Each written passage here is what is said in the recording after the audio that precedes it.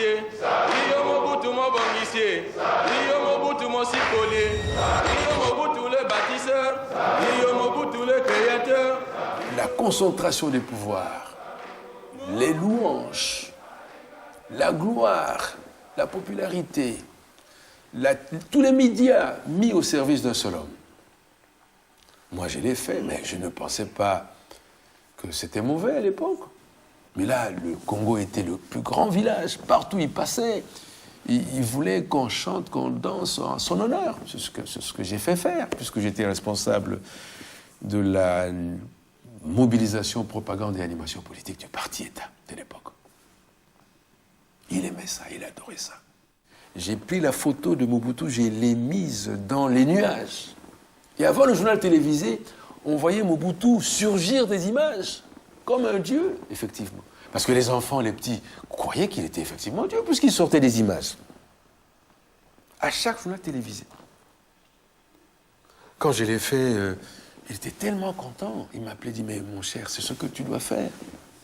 C'est bien comme ça, continue comme ça. Mais moi, je lui disais, je le fais pour le développement du pays. Oui, continue.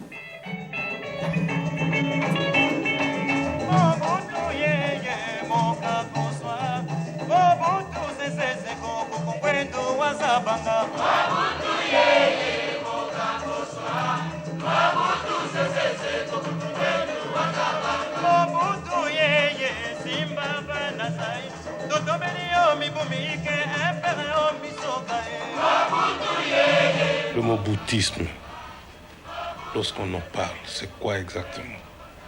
Ça se résume en ceci: les enseignements, la pensée et l'action du président fondateur du MP.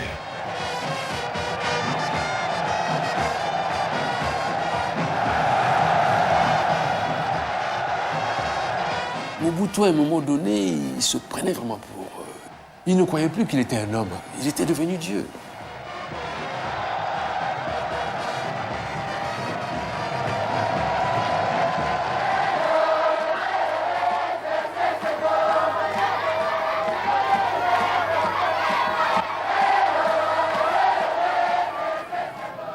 Lorsqu'on a affaire à un peuple comme le mien, on ne peut pas se sentir fatigué. Un chef qui se sent aimé, et vous voyez ce plaisir de se savoir aimé par son peuple. Je ne dis pas adorer pour ne pas exagérer. Se savoir aimé, ça fait plaisir. On se tuerait pour ce peuple.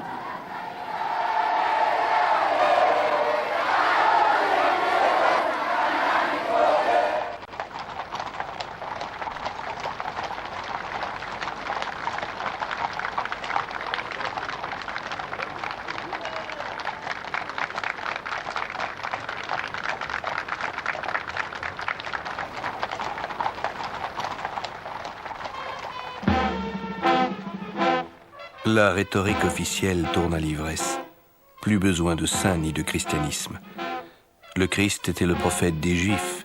Mobutu sera le prophète des Africains.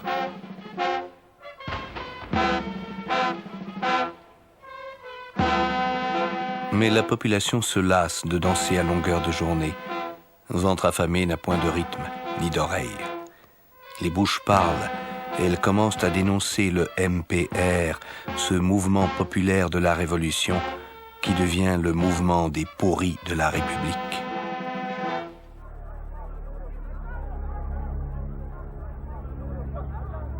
À l'université, Mobutu est publiquement bravé. L'épreuve de force est engagée. Les militaires tirent à bout portant et emportent les corps. Personne ne saura jamais combien de morts il y eut, où et comment les étudiants furent enterrés.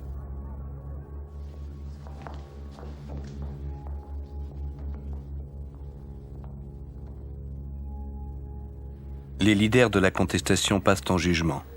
12 d'entre eux seront condamnés à perpétuité. Pourquoi est-ce qu'on doit faire cette interview dans cette clandestinité? C'est parce que on est plus libre d'expression, ce qui fait que si on doit le faire dans un lieu où passerait tout le monde, on serait vous serez victime d'expulsion, tandis que moi, je moisirai certainement en prison ou même être décapité. C'est tellement grave. Tellement grave que personne ne l'ose. Personne ne peut pas, personne n'ose ça, voyez-vous.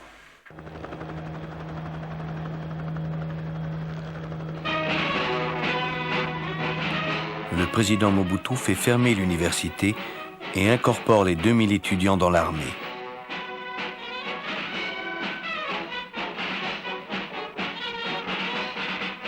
Loin des auditoires brillants et des syllabus, ces nouvelles recrues apprennent à obéir et à se taire, à défiler et à ramper.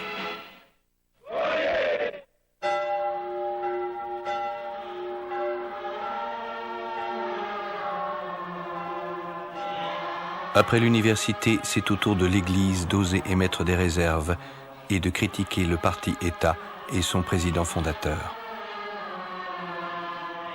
Et vous n'entendez pas que les responsables de l'Église se mêlent de la politique? Il n'en est pas question, c'est inadmissible, inacceptable. Si ça se fait en Belgique, si les curés se mêlent de la politique chez vous, tant mieux, mais ici, chez moi, pas question. On ne peut pas mélanger les deux choses. Même le Christ lui-même était formel. Hein? À Dieu ce qui est à Dieu, à César ce qui est à César.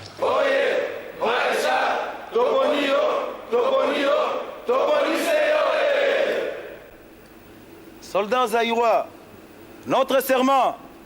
Jésus, fidélité au président fondateur, fidélité au président fondateur, fidélité au Père, fidélité au Père, fidélité au Père. Il était question de préparer un coup d'État militaire à la date du 30 septembre. La seule possibilité, c'était mon élimination physique. 5 ou 6 jours avant le coup, un adjudant est venu me mettre au courant. Et on a remonté la filière. Ils sont au nombre de 29. Donc civils et militaires. Oui. Aux arrêts. 12 généraux sur 21, si je suis bien informé, ça fait quand même un beau total. Et alors? Ça montre l'ampleur de ce complot, non? L'ampleur, je ne crois pas. Faut pas dire ampleur pour une armée de 60 000 hommes.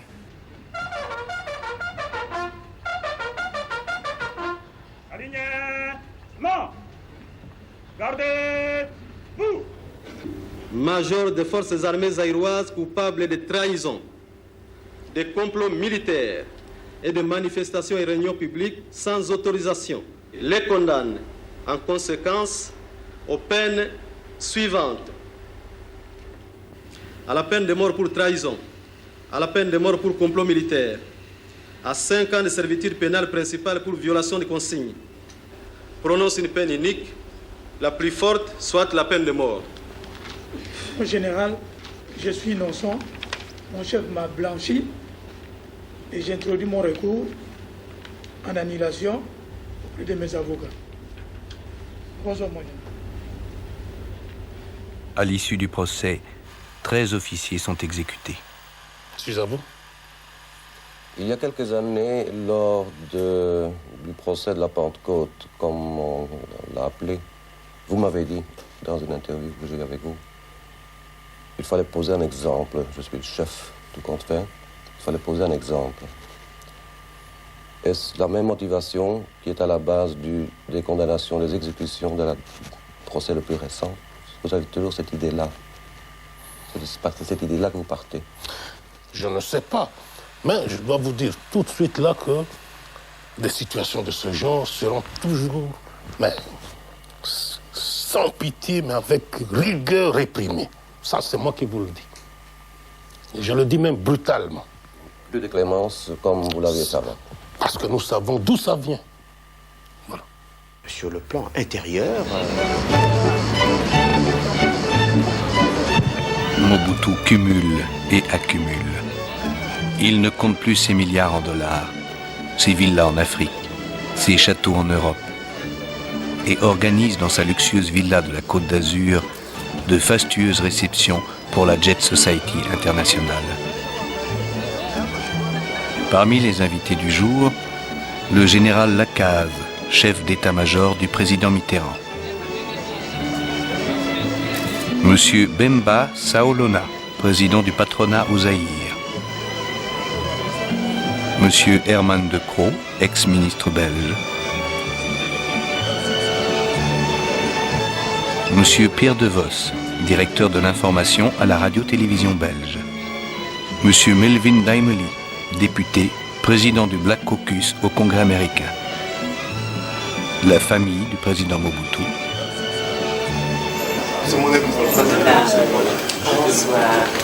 Monsieur Raymond Barre, ex-premier ministre français.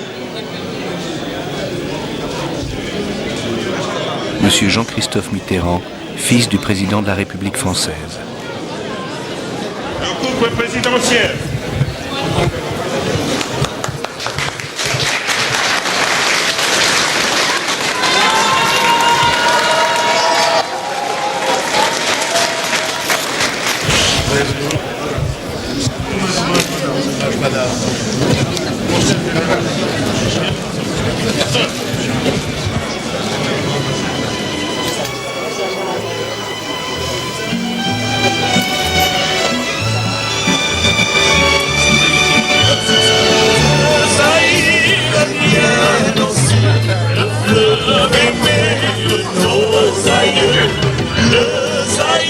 C'est ma monnaie, ma grande force, c'est ma fierté.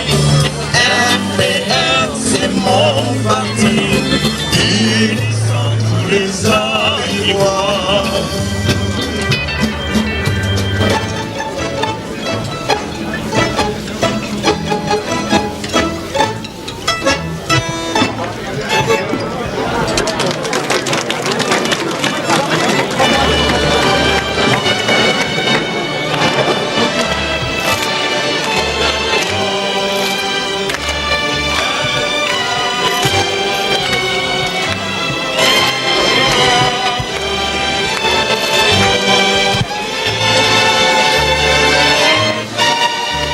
Pour Mobutu, les fêtes se succèdent et commencent à se ressembler. Malgré la griserie du pouvoir, malgré la fortune et la puissance, parfois la mélancolie le gagne.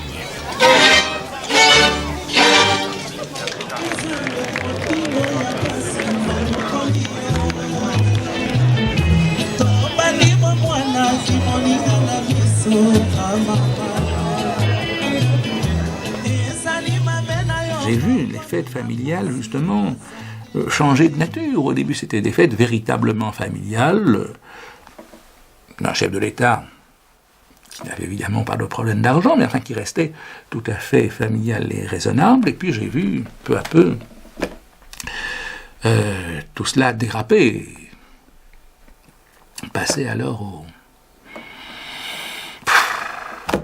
à des réceptions, à des...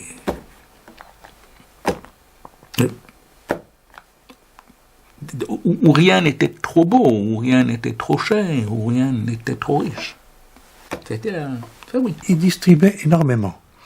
Et à des chefs d'État étrangers pour les aider, et qui étaient des pro-occidentaux, et tout autour de lui, dans les différentes provinces, évidemment sa famille aussi.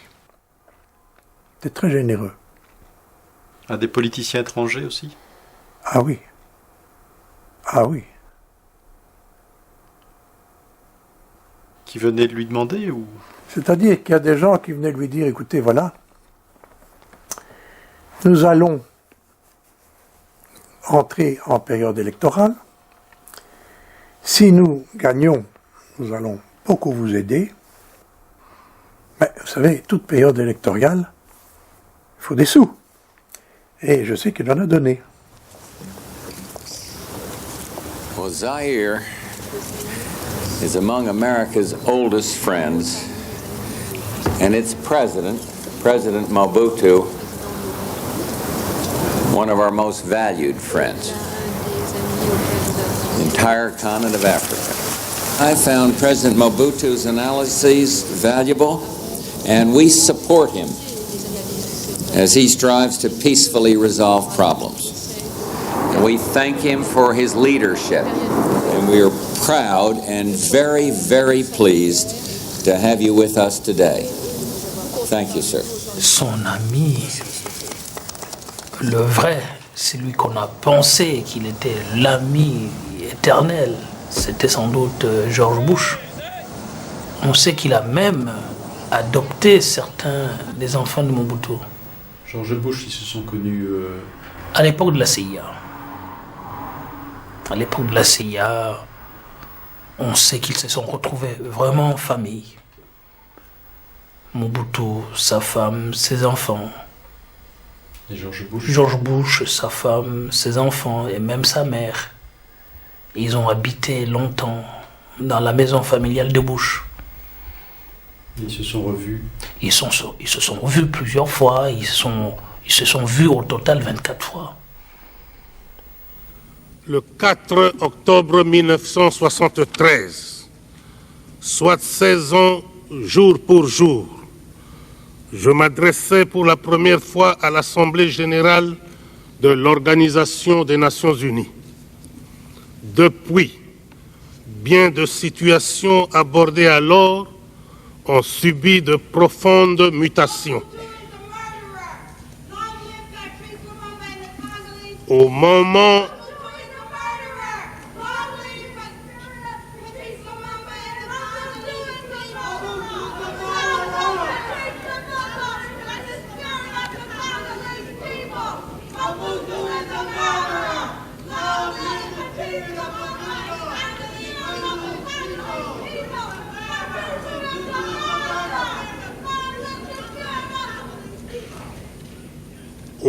de prendre la parole pour la deuxième fois à cette tribune, mes premiers mots seront de vous dire la joie que j'éprouve de vous livrer mes réflexions sur les quelques problèmes de l'heure qui conditionnent l'avenir de l'humanité.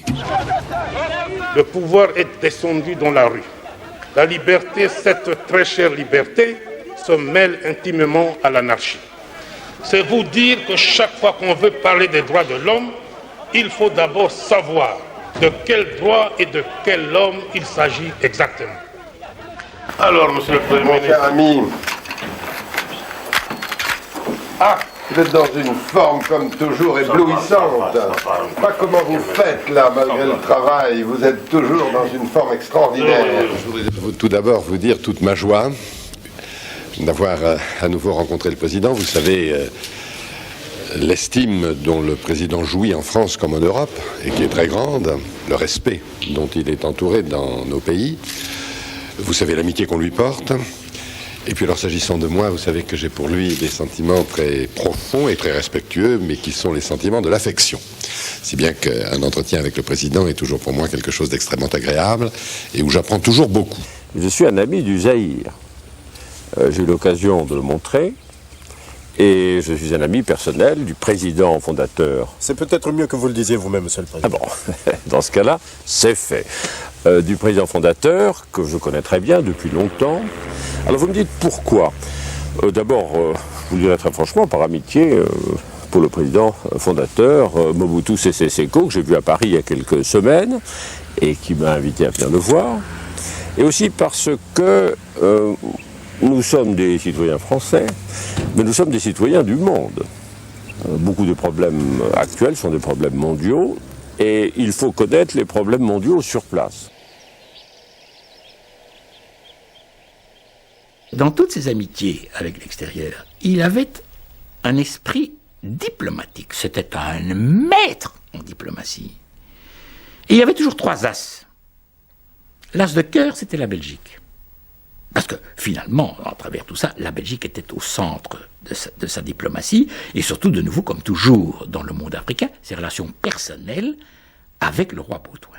Il y avait alors l'as de trèfle. Alors l'as de trèfle, c'était les États-Unis.